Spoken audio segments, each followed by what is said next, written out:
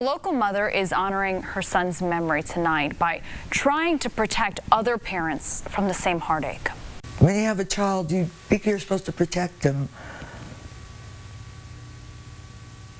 And I wasn't there for him.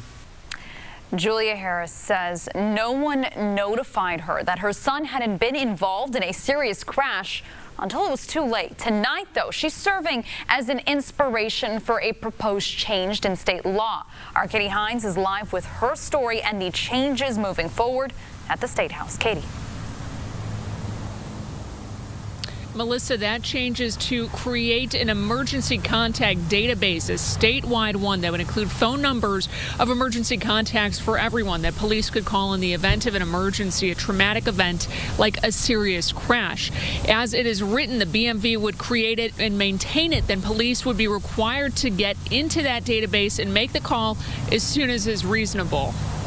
For the last 3 years, there has been a void in Julia Harris's life. He was our family. She lost her only child, Joey, in 2014. It's hard to look, I'm sorry. He was 22 years old in the passenger side of an SUV.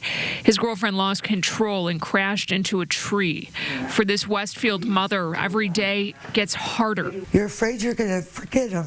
I mean, or forget his voice or things he'd say.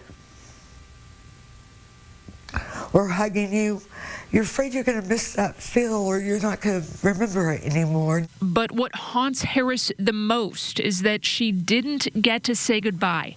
She says it took more than 3 hours for her and her husband to find out about the crash. All you think about is him laying there by himself, thinking maybe where we were, and thinking that we weren't with him, and I just think, what happened? She says neither the police or the hospital called. It was a representative for the second hospital Joey was airlifted to that reached out. I said, well, is he okay? And he said, no. And he goes, you need to come down here. And I just looked at my husband, I go, he's dead. She says she doesn't understand why no one notified her. She says her son had ID and the vehicle was registered in her name. To find out that your child's dead, I mean, that's hard enough, but to find out that you could have been with him for those hours, that he was alive, to at least say it was okay to let him go. They didn't do that.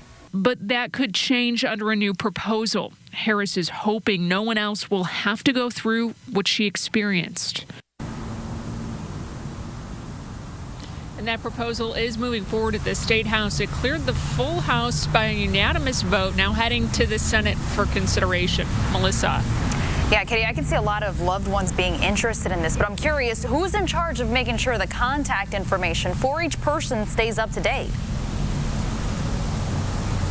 Well, the BMV would create and then maintain that registry, but it would be up to you and me to input all of our information, up to 2 contact numbers. We would put it in online. The BMV planning, if this goes through, to create a brand new website where you could then input all of that information, but the whole thing would be voluntary, so all up to us. Melissa, back to you.